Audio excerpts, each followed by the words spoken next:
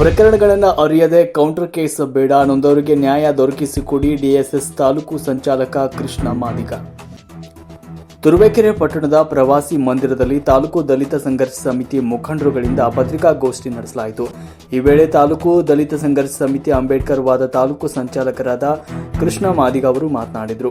December 12ರಂದು ಪಟ್ಟಣದ ಬಾಣಸಂದ್ರ ರಸ್ತೆಯಲ್ಲಿ ಸಂಜೆ 7:30 ಬಾಣಸಂದ್ರ ಕಡೆಯಿಂದ ಬರ್ತಾ ಇದ್ದ ಕೆಎಸ್ಆರ್ಟಿಸಿ ಟ್ರಕ್ ಬರ್ತಾ ಇದ್ದ ವೇಳೆ ವಾಹನ ಸಂಚಾರಕ್ಕೆ ಅಡ್ಡಿಯಾಗುವ ರೀತಿ ಅಡ್ಡಲಾಗಿ ನಿಲ್ಲಿಸಿ ಕಾರನ್ನು ತೆರವುಗೊಳಿಸುವಂತೆ ಕಾರಿನ ಮಾಲೀಕರಿಗೆ ಹೇಳಿದ್ದಕ್ಕೆ ಕಾರ್ನಲ್ಲಿದ್ದ ಯುವಕರು ಏಕಾಏಕಿ ಕೆಎಸ್ಆರ್ಟಿಸಿ ಉಗ್ರಾಣ ಟ್ರಕ್ ಚಾಲಕನಿಗೆ ಮನಬಂದಂತೆ ಥಳಿಸಿದ್ದಾರೆ. ಇದನ್ನು ನೋಡಿದ ಅದೇ ರಸ್ತೆಯಲ್ಲಿ ಸಂಚರಿಸ್ತಾ ಇದ್ದ ಕೆಎಸ್ಆರ್ಟಿಸಿ ಸಂಚಾರ ನಿಯಂತ್ರಕ ಸಮಾಧಾನ ಮಾಡಲು ಹೋಗಿದ್ದಕ್ಕೆ ಕಾರ್ನಲ್ಲಿದ್ದ ವ್ಯಕ್ತಿಗಳು ಏಕಾಏಕಿ ಸಮಾಧಾನ ಮಾಡಲು ಬಂದಿದ್ದವನ ಮೇಲೆ ಎರಗಿ ಅವಾಚ್ಯ ಶಬ್ದಗಳಿಂದ ನಿಂದಿಸಿ ಹಲ್ಲೆ ನಡೆಸಿದ್ದಾರೆ. ಜೊತೆಗೆ ಆತನ ಪತ್ನಿಯ ಮೇಲೆಯೂ ಕೂಡ ಅವಾಚ್ಯ ಶಬ್ದದಿಂದ ನಿಂದಿಸಿದ್ದಾರೆ.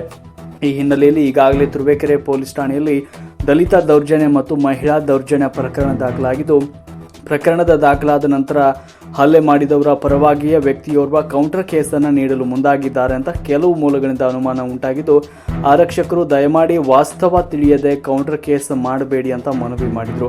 ನಂತರ ಮಾತನಾಡಿದ ಛಲವಾದಿ ಮಹಾಸಭಾ ಮುಖಂಡ, ಹಲವಾರು ದಲಿತ ದೌರ್ಜನ್ಯ ಪ್ರಕರಣಗಳಲ್ಲಿ ಸ್ವಹಿತಾಸಕ್ತಿಯಿಂದ ದಲಿತರ ವಿರುದ್ಧ ಸವರ್ಣೀಯರಿಂದ ದೂರು ನೀಡುವಂತೆ ಪೊಲೀಸರೇ ದೂರು ನೀಡುವ ಬಗೆಯ ಅಂಶ ಹೇಳಿಕೊಟ್ಟು ಕೌಂಟರ್ ಕೇಸ್ ದಾಖಲಿಸಿಕೊಂಡು ಅನ್ಯಾಯವೆಸಗ್ತಾ ಇರುವುದು ಈಗಾಗಲೇ ತಾಲೂಕಿನಲ್ಲಿ ಕಂಡುಬಂದಿದ್ದು, ಇಂತಹ ಪ್ರಕರಣಗಳನ್ನು ಕಂಡಾಗ ಪೊಲೀಸ್ ಮೇಲಾಧಿಕಾರಿಗಳು ಪ್ರಕರಣದ ಬಗ್ಗೆ ಗಮನ ಕೊಟ್ಟು ದಲಿತರಿಗೆ ನ್ಯಾಯ ದೊರಕಿಸುವ ನಿಟ್ಟಿನಲ್ಲಿ ಕರ್ತವ್ಯ ನಿರ್ವಹಿಸಬೇಕು ಅಂತ ಹೇಳಿದರು.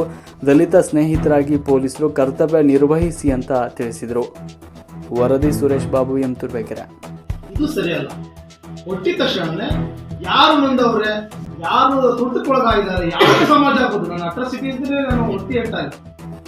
ಅದರಲ್ಲೇ ಅಟ್ರಾಸಿಟಿಲಿ ಇದು ಜಾಸ್ತಿ ಪ್ರಕರಣಗಳು ಆಗ್ತಾ ಇದೆ. ಅದು ಆಗ್ಬಾರ್ದು. ಅದಕ್ಕೆ ಅಕಸ್ಮಾತ್ ಉದ್ದೇಶಪೂರ್ವಕವಾಗಿ ಯಾರೋ ಕಂಪ್ಲೇಂಟ್ ಕೊಟ್ಟಿರ್ತಾರೆ, ಮುಂದಿರಲ್ಲ, ಲೇಟ್ ಆಗುತ್ತೆ ಅಂತ ಅದನ್ನು ಮಾಡಿ ನಾವು ಬೇಡ ಅನ್ನಲ್ಲ. ಮುಂದೆ ನಾವು ಏನು ಸಮಸ್ಯೆನೇ ಆಗಿರಲ್ಲ. ಇದು ಉದ್ದೇಶಪೂರ್ವಕವಾಗಿ ಯಾರು ಕೊಡ್ತಾರೆ, ಯಾರೋ ಅಧಿಕಾರಿಗಳು ಮತ್ತೊಬ್ಬರು ಯಾರೋ ಒತ್ತಡಕ್ಕೆ ಮಾಡೋದು, ನೀವು ಬಲವಂತವಾಗಿ ಕೇಸ್ ಮಾಡಬಾರ್ದು ಅಂತ ನಮ್ಮ ಒತ್ತಾಯ. ನಾವು ಸಹ ಸಮಾಜಮುಖಿ ಕೆಲಸಗಳನ್ನೇ ಮಾಡ್ಕೊಂಡ್ಬಿಟ್ಟಿರೋದು. ನಾವೇನು ಯಾವುದೇ ರೀತಿ ಅನ್ಯಾಯವಾಗಿ ಬೇಕು ಅಂತ ಕೇಸ್ ಮಾಡೋದು ಇದು ಆದರೆ ಒಂದಾರ ಪರ ನಾವು ನಿಲ್ಲೇಬೇಕಾಗುತ್ತೆ. ಸಂಘಟನೆ ಜವಾಬ್ದಾರಿ ಹೊತ್ತಿರುವಂಥ ನಾಯಕರು ಒಂದರ ನಿಲ್ಲೇಬೇಕಾಗುತ್ತೆ. ಹಂಗಾಗಿ ನಾನು ಯಾವುದೇ ಸಮಾಜ ಮತ್ತೊಂದು ವರ್ಗದ ಯಾವುದೇ ಸಮಾಜದಲ್ಲಿ ಕೌಂಟರ್ ಕೇಸನ್ನು ಮಾಡುವ ಸಂದರ್ಭದಲ್ಲಿ ನಾವು ಸತ್ಯತೆಯನ್ನು ಪರೀಕ್ಷೆ ಮಾಡಿ ತನಿಖೆ ಮಾಡಿ ನಾವು ಮಾಡಬೇಕು ಅನ್ನೋದು ನಮ್ಮ ಒತ್ತಾಯ. ಬಹುಶಃ ಹಿಂದೆ ಇರ್ತಿರ್ಲಿಲ್ಲ. ಈಗ ಸುಮಾರು ನಮ್ಮ ಗಮನಕ್ಕೆ ಸುಮಾರು ಒಂದು 5 ವರ್ಷ 3-4 ವರ್ಷದಿಂದ ಆಯ್ತು. ನಾನು ಕೌಂಟರ್ ಕೇಸ್ನ ಮಾಡಬೇಡಿ ಅಂತ ಹೇಳಕ್ಕಾಗಲ್ಲ. ಯಾರೋ ಎರಡೂ ಕಡೆಯವ್ರಿಗೂ ತುಂಬ ಏಟಾಗಿರುತ್ತೆ, ಬ್ಲಡ್ ಇಂಜುರಿ ಆಗಿರುತ್ತೆ. ಅವಾಗ ಪಕ್ಕನ ದಾಖಲೆ ಮಾಡಬೇಕಾಗುತ್ತೆ. ಸತ್ಯತೆ ಪರೀಕ್ಷೆ ಮಾಡಬೇಕು. ನಮ್ಮ ಒಂದು ಒತ್ತಾಯ ಏನಪ್ಪ ಅಂತಂದರೆ, ನೀವು ಕೌಂಟರ್ ಕೇಸ್ನ ತಗೊಂಬಿಡಿ ಅಂತ ನಾವು ಹೇಳ್ತೇವೆ. ಆಯಿತು, ಸತ್ಯತೆ ಇರುತ್ತೆ. ಎರಡೂ ಕುಟುಂಬದವರಿಗೆ, ಎರಡೂ ಕಡೆಯವ್ರಿಗೂ ಕರೆಕ್ಟಾಗಿ ಘರ್ಷಣೆ ಆಗಿ, ಎರಡೂ ಕುಟುಂಬದವರು ಆಸ್ಪತ್ರೆಯಲ್ಲಿದ್ದು ಇಂಜುರೀಸ್ ಆಗಿದ್ದು ತುಂಬ ಅನ್ಯಾಯಕ್ಕೊಳಗಾಗಿದ್ರೆ ಮಾಡಿ. ಆದರೆ ಒಂದು ಅಟ್ರಾಸಿಟಿನೋ ಮತ್ತೊಂದು ಯಾವುದೇ ಸಮಾಜದಾಗಲಿ ತುಂಬ ಏಟಾಗಿ ಘರ್ಷಣೆ ಆಗಿ ಅದು ಬಿಡಿ ಸಮೇತ ಸಾಕ್ಷಿಗಳು ಸಮೇತ ಇದ್ದು ಪ್ರಕರಣ ದಾಖಲಾದ್ಮೇಲೆ ಆ ಕುಟುಂಬದಲ್ಲಿ ಯಾರು ಆ ಪ್ರಕರಣದಲ್ಲಿ ಇರಲ್ಲ, ಹೆಂಡತಿ ಆಗ್ಬೋದು ಅಥವಾ ಮಕ್ಕಳು ಯಾರೋ ಅವ್ರ ಹೆಸರನ್ನ ಬಿಟ್ಟಿರ್ತಾರೆ. ಯಾಕೆಂದ್ರೆ ಅವ್ರು ಇರಲ್ಲ, ಸತ್ಯತೆ ನಾವು ಹಾಕ್ಬಾರ್ದು ಅಂತ ಹಾಕಿ ಕಂಪ್ಲೇಂಟ್ ಕೊಟ್ಟಿರಲ್ಲ. ಅದನ್ನ ತಗೊಂಡು ನೀವು ಅಲ್ಲಿ ಪ್ರಕರಣ ಆ ಮಕ್ಕಳನ್ನ ಕರೆಸಿ ಅಥವಾ ಅವ್ರ ಹೆಂಡತಿನ ಕರೆಸಿ ರೇಪ್ ಕೇಸ್ ಮಾಡುವಂಥ ಚಾಳಿ ಇದು ನಾವು ಖಂಡಿಸ್ತೀವಿ. ದಯಮಾಡಿ ಇದು ಆಗ್ಬಾರ್ದು. ತಾವು ಸಂಬಂಧಪಟ್ಟ ತನಿಖಾಧಿಕಾರಿಗಳು ಅವ್ರು ಕೌಂಟರ್ ಕೇಸ್ ಕೊಟ್ಟರೆ ತನಿಖೆ ಮಾಡಿ ಸತ್ಯತೆ ಇದೆಯಾ, ಆ ಸ್ಪಾಟಲ್ಲಿ ಅವ್ರು ಇದ್ರಾ. ಈಗೇನು ಮೊಬೈಲ್ನ ನೀವು ನೆಟ್ವರ್ಕ್ ಚೆಕ್ ಮಾಡ್ಬೋದು, ಮತ್ತೊಂದು ಬೇಕಾದಷ್ಟು ನಿಮಗೆ ತಂತ್ರಜ್ಞಾನ ಬಳಕೆ ಮಾಡಿ ಇದ್ರೆ ಖಂಡಿತ ಮಾಡಿ, ನಾವೇನು ಮಾಡ್ಬಿಡಿ ಅಂತ ಹೇಳಲ್ಲ. ಆದರೆ ಇಲ್ಲಿ ಸಹ ಉದಾಹರಣೆ ಮೇಲ್ನಳ್ಳಿ ಕೇಸ್ ಆಗಿತ್ತು. ಆಸ್ಪತ್ರೆಯಲ್ಲಿ ಅವನು ಹರೀಶ್ ಅಂತ ಆಸ್ಪತ್ರೆಯಲ್ಲಿ ಅಡ್ಮಿಟ್ ಆಗಿದ್ದಾರೆ. ನಾನು ಸ್ವಂತ ನಮ್ಮನೆ ಕರ್ಕೊಂಡು ಹೋಗಿ ಅಲ್ಲಿಂದ ಅವನ ಟ್ರೈನ್ ಕಳಿಸಿ ಆಸ್ಪತ್ರೆಗೆ ಕಳಿಸಿ ಅವ್ನ ಕಿವಿ ಇದಾಗಿತ್ತು. ಆಸ್ಪತ್ರೆಯಿಂದ ಅವನ್ನ ನೀವು ಕೌಂಟರ್ ಕೇಸಲ್ಲಿ ರೇಪ್ ಮಾಡಿದ ಆಸ್ಪತ್ರೆಯಿಂದ ಬಂದು ಹೆಂಗೆ ರೇಪ್ ಕೇಸ್ ಮಾಡಕ್ ಸಾಧ್ಯ? ಆ ಕಳ್ಳಿಕೆರೆ ಪ್ರಕರಣ ಅದು ಅಲ್ಲಿ ಅವನು ನ್ಯಾಯ ಮಾಡಕ್ಕೆ ರಮೇಶ್ ಅಂತ ಸ್ನೇಹಿತ ನ್ಯಾಯ ಮಾಡಕ್ ಬಂದಿರ್ತಾನೆ ಅವನು ಸ್ಟೇಷನ್ ಮಿತ್ರರೇ, ಪ್ರಾಯಶಃ ಭಾರತದ ಸಂವಿಧಾನದ ಅಡಿಯಲ್ಲಿ ಬದುಕ್ತಿರೋ ನಾವೆಲ್ಲ ನಮಗೆ ಸಮಾನತೆ ಇದೆ. ಬಾಬಾ ಸಾಹೇಬ್ ಅಂಬೇಡ್ಕರ್ ಅವರು ಸಮಾನತೆ ಎದುರಿಸುತ್ತಿದ್ದಾರೆ. ಆದರೆ ವಿಶೇಷವಾಗಿ ಇಲ್ಲಿ ಪರಿಶಿಷ್ಟ ಜಾತಿಯ ಮತ್ತು ಪರಿಶಿಷ್ಟ ವರ್ಗದವರಿಗೆ ಒಂದು ಶೋಷಿತ ಸಮಾಜ ಅನ್ನೋ ಒಂದು ಉದ್ದೇಶದಲ್ಲಿ ಕಾನೂನು ಅವರಿಗೆ ಒಂದು ಅಟ್ರಾಸಿಟಿ ಆಕ್ಟ್ ಅಂತ ಕೊಟ್ಟಿದೆ. ಏಕೆಂದರೆ ಸಮಾಜದಲ್ಲಿ ತೀರಾ ತುಳಿತಕ್ಕೊಳಗಾಗಿದ್ದಾರೆ, ತೀರಾ ದೌರ್ಜನ್ಯಕ್ಕೊಳಗಾಗಿದ್ದಾರೆ. ಈ ಒಂದು ಉದ್ದೇಶದಿಂದ ಅಟ್ರಾಸಿಟಿ ಆಕ್ಟ್, ಈ ಅಟ್ರಾಸಿಟಿ ಆಕ್ಟ್ ಅನ್ನು ದಯಮಾಡಿ ಯಾರೂ ದುರುಪಯೋಗ ಪಡಿಸಂತ ಇಲ್ಲ. ನಮ್ಮ ಮನಸ್ಸಿನಲ್ಲಿದ್ದು ಎಲ್ಲರಲ್ಲೂ ಇದು ನಾವು ಒತ್ತಿ ಹೇಳ್ತಾ ಇದ್ವಿ. ಅಟ್ರಾಸಿಟಿ ಆಕ್ಟ್ ಅನ್ನು ನಾವು ಯಾವುದೇ ಕಾರಣಕ್ಕೂ ದುರುಪಯೋಗ ಪಡಿಸಂತ ಇಲ್ಲ. ನಮ್ಮ ಮೇಲಾದಂಥ ದೌರ್ಜನ್ಯಕ್ಕೆ, ನಮ್ಮ ಮೇಲಾದಂಥ ಶೋಷಣೆಗೆ ನಾವು ನ್ಯಾಯಯುತವಾಗಿ ಹೋರಾಟ ಮಾಡುವಂಥ ಒಂದು ಮಾರ್ಗ ಅದು. ಆದರೆ ಇಲ್ಲಿ ಏನಾಗ್ತಾ ಇದೆ ಈಗ ಅಂತಂದರೆ, ಅಟ್ರಾಸಿಟಿ ಪ್ರಕರಣ ದಾಖಲು ಮಾಡಿದಂಥ ಸಂದರ್ಭದಲ್ಲಿ ದೂರುದಾರರು, ಪ್ರತಿ ದೂರುದಾರರು ಇರ್ತಾರಲ್ಲ, ಅವರು ಪ್ರತಿ ದೂರನ್ನು ಕೊಡ್ತಾ ಇದ್ದಾರೆ. ಯಾವ ರೀತಿ ಕೊಡ್ತಾ ಇದ್ದಾರೆ ಅಂದರೆ, ಈ ಅಟ್ರಾಸಿಟಿ ಪ್ರಕರಣನ ದುರ್ಬಲಗೊಳಿಸುವಂಥ ಒಂದು ಪ್ರಯತ್ನ ಮಾಡ್ತಾ ಇದ್ದಾರೆ. ಈ ದುರ್ಬಲಗೊಳಿಸುವಂಥ ಪ್ರಯತ್ನದಲ್ಲಿ ಪೊಲೀಸರು ಕೂಡ ನೇರವಾಗಿ ಶಾಮೀಲಾಗಿದ್ದಾರೆ ಅಂತ ನನ್ನ ಆರೋಪ. ಯಾಕೆ ಅಂತಂದರೆ, ಅಟ್ರಾಸಿಟಿ ಪ್ರಕರಣ ಅಂತಿದ್ದಂಗೆ ಈ ಏನು ಪ್ರತಿ ದೂರುದಾರ ಇರ್ತಾರೋ ಅವ್ರನ್ನ ನಡ್ಕೊ ಹುಟ್ಟುತ್ತೆ. ಅವ್ರನ್ನ ಬಚಾವ್ ಮಾಡೋದಕ್ಕೋಸ್ಕರ, ಅವ್ರನ್ನ ರಕ್ಷಣೆ ಮಾಡೋದಕ್ಕೋಸ್ಕರ ಪೊಲೀಸರು ಪ್ರತಿ ದೂರನ್ನು ಪಡ್ಕೊಂಡು ಅವ್ರಿಗೆ ಅವ್ರದ್ದು ಸಲಹೆಗಳನ್ನ ಕೊಡ್ತಾರೆ. ಪ್ರತಿ ದೂರದಾರಿಗೆ ನೀವು ಈ ರೀತಿ ಮಾಡಿ, ಈ ರೀತಿ ಮಾಡಿ ಅಂತ ಸಲಹೆ ಕೊಟ್ಟು ನೇರವಾಗಿ ಪ್ರತಿ ದೂರನ್ನ ದಾಖಲಿಸ್ತಾ ಇದ್ದಾರೆ. ಪ್ರತಿ ದೂರು ದಾಖಲಿಸೋ ಮೂಲಕ ಅಟ್ರಾಸಿಟಿನ ದುರ್ಬಲಗೊಳಿಸೋ ಪ್ರಯತ್ನ ಮಾಡ್ತಾ ಇದ್ದಾರೆ. ಆದರೆ ನಾನಿಲ್ಲಿ ಹೇಳ್ತಾ ಇದ್ದೀನಿ, ದಯಮಾಡಿ ಈ ಒಂದು ಪ್ರಯತ್ನನ ನಿಲ್ಲಿಸಬೇಕು ಮುಂದಿನ ದಿನಗಳಲ್ಲಿ. ಇಲ್ಲ ಅಂದರೆ ಇದರ ವಿರುದ್ಧ ನಾವು ಪ್ರಗತಿಪರ ಸಂಘಟನೆಗಳು ಮತ್ತು ದಲಿತ ಪರ ಸಂಘಟನೆಗಳು ಕೂಡ ಅತ್ಯುಗ್ರವಾದ ಹೋರಾಟ ಮಾಡ್ತೀವಿ. ಯಾಕೆಂದ್ರೆ ನಮ್ಗೆ ನ್ಯಾಯ ಬೇಕು. ಬಾಬಾ ಸಾಹೇಬ್ ಅಂಬೇಡ್ಕರ್ ಅವತ್ತಿಂದ ಹೇಳ್ತಾ ಇದ್ರೆ ನಾವು ಹೋರಾಟ ಮಾಡೇ ನ್ಯಾಯ ತಗೊಳ್ತಾ ಇದ್ವಿ. ನಮಗೆ ಹಾಗಾಗಿ ಸುಮ್ಮನೆ ನ್ಯಾಯ ಕೊಡ್ತಾ ಇಲ್ಲ ಯಾರೂ. ನಾವು ಹೋರಾಟ ಮಾಡೇ ನ್ಯಾಯ ತಗೊಬೇಕಾಗಿದೆ. ಈ ಪ್ರಕರಣಗಳಲ್ಲಿ ಈ ರೀತಿ ದುರ್ಬಲ ಮಾಡಿಸೋ ಪ್ರಸಂಗಗಳು ಕಂಡು ಬಂದರೆ ನಾವು ಗ್ಯಾರಂಟಿ ಅತ್ಯುಗ್ರವಾದ ಹೋರಾಟವನ್ನು ಮಾಡ್ತೀವಿ. ಆಮೇಲೆ ಏನಾಗ್ತಾ ಇದೆ ಇಲ್ಲಿ ಅಂದರೆ, ಪೊಲೀಸರುಗಳು ಈ ಅಟ್ರಾಸಿಟಿ ಪ್ರಕರಣಗಳನ್ನ ದಾಖಲು ಮಾಡಬೇಕಾದ್ರೆ ತೀರಾ ವಿಳಂಬವಾದ ಕಾರಣಗಳನ್ನ ಕೊಡ್ತಾ ಇದ್ದಾರೆ. ನಾವು ಯಾವುದೇ ಪ್ರಕರಣನ ದಾಖಲು ಮಾಡಿ ಅಂತ ಅಕಸ್ಮಾತ್ ಬೆಳಿಗ್ಗೆ 8 ಗಂಟೆಗೆ ಕಂಡೋದ್ರು, ನಮಗೆ ಮಾಡಿಕೊಡೋದು ರಾತ್ರಿ 12 ಗಂಟೆ ಆಗುತ್ತೆ.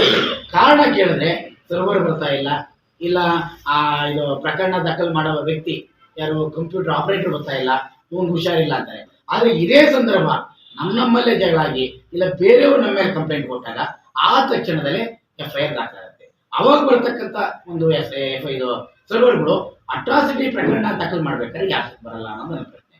ನಾವು ಬಹುತೇಕ ನಾನು ನೋಡಿದ್ದೀನಿ, ನಾವು ಕೆಲವಾರು ಕಡೆ ನೋಡಿದ್ದೀವಿ, ಕೃಷ್ಣ ನೋಡಿದರೆ ಅಟ್ರಾಸಿಟಿ ಪ್ರಕರಣ ಅಂದರೆ ನಮ್ಮ ಕೈಗೆ FIR ಕೊಡೋದು ರಾತ್ರಿ 12 ಗಂಟೆ ಮೇಲೆ. ನಿಜ ತಾನೆ? ಇವತ್ತು ಯಾಕೆ ಈ ಪ್ರಸಂಗ ನಾವು ಪ್ರಸ್ತಾಪ ಮಾಡ್ತಾ ಇದೀವಿ ಅಂದರೆ, ಬೇರೆ ಕಾರಣಗಳಲ್ಲಿ ಬೇರೆ ಕೇಸ್ಗಳಲ್ಲಿ 12 ಗಂಟೆ ಬೇಕಾಗಿಲ್ಲ, ಕೊಟ್ಟ ತಕ್ಷಣನೇ FIR ದಾಖಲಾಗುತ್ತೆ. ಅವಾಗ ಸರ್ವರ್ ಇರಲ್ವಾ? ಹೋಗ್ಲಿ, ನಾವೇನಾದ್ರು FIR ಬೇಡ NC ಕೊಡಿ ಅಂದರೆ ಆ ತಕ್ಷಣದಲ್ಲೇ NC ಕೊಡ್ತಾರೆ. NC ಕೊಡ್ಬೇಕಾದ್ರೂ ಕೂಡ ಆನ್ಲೈನಲ್ಲೇ ಫೀಡ್ ಆಗೋದು. ಅವಾಗ ಬರೋಕ್ಕಾಗುತ್ತೆ, ನಾವು FIR ಮಾಡ್ಬೇಕಾದ್ರೆ ಬರೋಕ್ಕಾಗಲ್ವಾ? ಈ ಒಂದು ಸಂದರ್ಭದಲ್ಲಿ ನನಗೆ ಏನಾಗ್ತಾ ಇದೆ ಅಂದರೆ, ಈ ಎಲ್ಲ ಕಾರಣಕ್ಕೆ ಇವೆಲ್ಲ ಕುತಂತ್ರಗಳಿಗೆ ಪೊಲೀಸರ ಒಂದು ಒಳಸಂಚಿದೆ ಅಂತ ನಾನು ನೇರವಾಗಿ ಆರೋಪ ಮಾಡ್ತೀನಿ. ಪೊಲೀಸರ ಒಂದು ಸಹಕಾರ ಇಲ್ಲದೆ ಇದು ಸಾಧ್ಯವೇ ಇಲ್ಲ. ನೋಡಿ, FIR ನಂಬರ್ ಅಟ್ರಾಸಿಟಿ ಪ್ರಕರಣ 295/2023 ಪ್ರತಿ ಪ್ರಕರಣ ಪ್ರತಿ ದೂರಾಗಿ 303/2003 ಮಾಡ್ತಾರೆ. ಇದರಲ್ಲಿ ಸತ್ಯಾಸತ್ಯತೆನ ಪರಿಗಣಿಸಿ ಬಿ ರಿಪೋರ್ಟ್ ಮಾಡ್ಬೋದು ಸಂಬಂಧಪಟ್ಟ ಪೊಲೀಸರು. ನಮ್ಮ ಕಣ್ಣೂರು ಸೆಕೆಂಡ್ ಮಾಡ್ತಾರೆ, ನಾವು ಬಿ ರಿಪೋರ್ಟ್ ಮಾಡ್ತೀವಿ, ನೀವು ಇದನ್ನ ಮುಂದಕ್ಕೆ ತರಬೇಡಿ ಅಂತಾರೆ. ನೆಕ್ಸ್ಟು ನಮ್ಮನ್ನ ಆ ಕೇಸ್ ಸಲ್ಲಿಸಿ ಕೋರ್ಟು ಕಚೇರಿ ಅಲಿಸ್ತಾ ಇರ್ತಾರೆ. ಅದೇ ರೀತಿ ನೋಡಿ, ದೊಡ್ಡಾಗಟ್ಟದಲ್ಲಿ ಒಂದು ಕೇಸ್ ಆಗುತ್ತೆ, ಅವರು ನಿಜವಾಗಿ ನೊಂದವರು ಮೊದಲನೇದಾಗಿ ಅವರು ಸ್ಟೇಷನ್ಗೆ ಹೋಗ್ತಾರೆ. ಸ್ಟೇಷನ್ಗೆ ಹೋಗಿ ನಮ್ಮ ಪ್ರಕರಣ ದಾಖಲು ಮಾಡಿ ಅಂತ ಕೇಳ್ತಾರೆ. ಆದರೆ ಪ್ರಭಾವಿಯಾಗಿದ್ದಂಥ ಎದುರುದಾರರು ಬಂದಿರೋದ್ರಿಂದ ಮೊದಲು ಅವ್ರನ್ನ ಪ್ರಕರಣ ದಾಖಲಿಸಿ ಮಾಡಿ 157 ಅವ್ರಿಗೆ ಕೊಟ್ಟು ನೆಕ್ಸ್ಟ್ ಇವರಿಗೆ 158 ಅಂತ ಕೊಡ್ತಾರೆ. ಇಲ್ಲಿ ಸ್ಪಷ್ಟವಾಗಿ ಗೊತ್ತಾಗುತ್ತೆ ಪೊಲೀಸರ ಪಾತ್ರ, ಪೊಲೀಸರ ಕುತಂತ್ರ ಏನು ಅನ್ನೋದು. ಇನ್ನೊಂದು ನೆಕ್ಸ್ಟ್ ನರಗೇಳಿದು 131ನೇ ಸರ್ವೆ ನಂಬರು, ಅಲ್ಲ 131ನೇ ಕೇಸ್ ನಂಬರು, ಅದನ್ನು ಬಿ ರಿಪೋರ್ಟ್ ಮಾಡ್ತಾರೆ. ಎಲ್ಲಿ ಪ್ರಭಾವಿಗಳು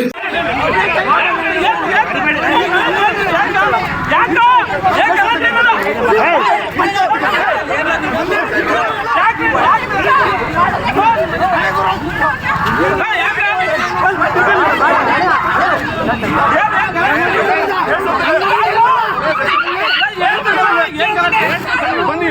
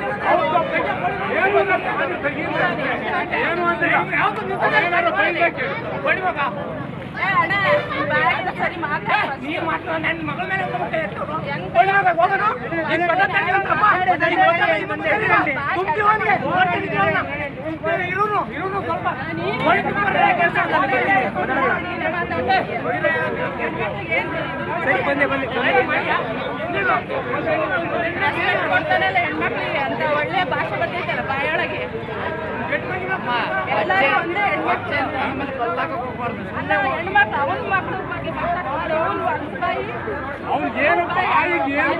ಮಾತಾಡ್ತಾರೆ ಆಮೇಲೆ ಒಳ್ಳೆಕ್ಕೆ ಬರ್ತಾನೆ ಮಾತಾಡ್ತಾನೆ ಕೇಳ್ತಾನೆ ಇಲ್ಲ ಹೇಳಿದ್ದೆ ಕೇಳ್ತಾನೆ